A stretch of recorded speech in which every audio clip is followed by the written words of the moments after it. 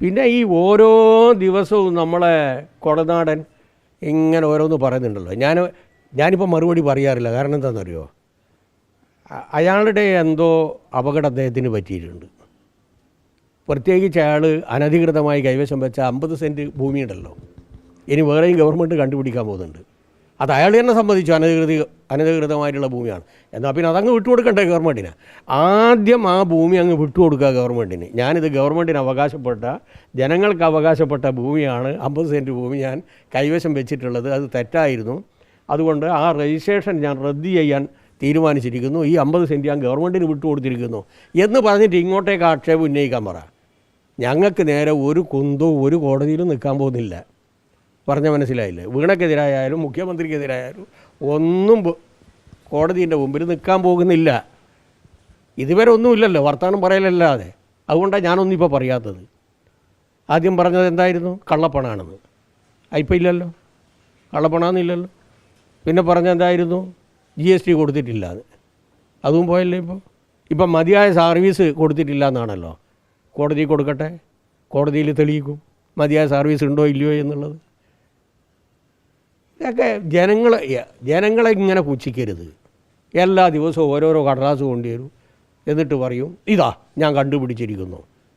ഇപ്പോൾ അവസാനത്തെ എന്തോന്ന് കണ്ടുപിടിച്ചിട്ടുണ്ട്. എന്താണെന്നറിയോ?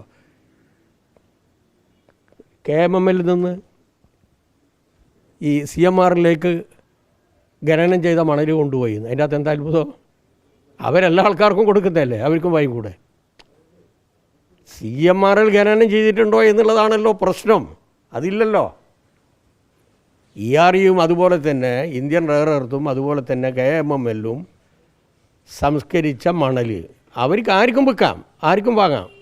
എന്നിട്ട് അത് വലിയൊരു പുതിയ കണ്ടുപിടുത്തമെന്നും പറഞ്ഞിട്ടാണ് അതുകൊണ്ട് ഇപ്പോൾ നടക്കുന്നത്. അപ്പോൾ ഇതിനൊന്നും ഇപ്പോൾ മറുപടി ആരും പറയാറില്ല. ആളുകൾക്കൊക്കെ ഏറെക്കുറെ എല്ലാം അറിയാം. എല്ലാം അസ്തമിച്ചിരിക്കുന്നു. ഇനി ഇടതുപക്ഷത്തിൻ്റെ ശക്തമായിട്ടുള്ള ജൈത്ര യാത്രയാണ് കേരളം കാണാൻ പോകുന്നത്. പൂക്കോട് വെറ്റിനറി സർവകലാശാലയിലെ വിദ്യാർത്ഥി മരിച്ച സംഭവത്തിൽ മുഖ്യമന്ത്രി അടക്കം ഇതിന് ഉത്തരവാദിയാണ് എന്നാണ് ഇപ്പോൾ ആ വീട് സന്ദർശിച്ച KC വേണുഗോപാൽ പറയുന്നത്. SFI പ്രവർത്തകരെ ഒരു ഗുണ്ടാ സംഘങ്ങളാക്കി അഴിച്ചുവിടുകയാണ് എന്നൊക്കെയുള്ള ആരോപണങ്ങളാണ് ഉന്നയിക്കുന്നത്. അല്ലാതെ ഗവൺമെൻറ് ശക്തമായി അന്വേഷിച്ച് കുറ്റക്കാരെ നിയമത്തിൻ്റെ മുമ്പിൽ കൊണ്ടുവരും. ആരായാലും, SFI ആയാലും ശരി, CPM ആയാലും ശരി, DYFI ആയാലും ശരി. ബഹുമാനപ്പെട്ട മുഖ്യമന്ത്രി പിണറായി വിജയൻ മുഖ്യമന്ത്രി ആയിരിക്കുന്നിടത്തോളം കാലം ആര് തെറ്റ് ചെയ്താലും, അത് ഞാൻ ഉറപ്പിച്ച് ഞാൻ പറയും, ആര് തെറ്റ് ചെയ്താലും നിയമത്തിൻ്റെ മുമ്പിൽ ആ പ്രതികളെ കൊണ്ടുവന്ന് ശിക്ഷിപ്പിക്കും. അക്കാര്യത്തിൽ യാതൊരു സംശയമില്ല. അതാണ് ഇതുവരെ കേരളം കണ്ടിട്ടുള്ളത്. അതിൽ SFI ആയാലും ശരി, ആരായാലും ശരി. SFIയിൽ പിന്നെ ലക്ഷക്കണക്കിന് കുട്ടികളുണ്ടല്ലോ. ഞാൻ നിരവധി തവണ നിങ്ങളോട് പറഞ്ഞതല്ലേ, BJPൻ്റെ കുടുംബത്തിൽ നിന്ന് വരുന്ന കുട്ടികളുണ്ട്, കോൺഗ്രസിൻ്റെ കുടുംബത്തിൽ നിന്ന് വരുന്ന കുട്ടികളുണ്ട്. ഇടതുപക്ഷത്തിൻ്റെ കുടുംബത്തിൽ നിന്നോ CPMൻ്റെ കുടുംബത്തിൽ നിന്നോ വരുന്ന കുട്ടികൾ മാത്രമല്ലല്ലോ. അപ്പോൾ സ്വാഭാവികമായും എന്തെങ്കിലും എവിടെയെങ്കിലും സംഭവിച്ചിട്ടുണ്ടെങ്കിൽ അത് പാർട്ടിയുടെ മുകളിൽ നിങ്ങൾ ഇടണ്ട, SFIയുടെ മുകളിലും ഇടണ്ട. SFI ഇതിനോടൊന്നും ഓൺ ചെയ്യില്ല.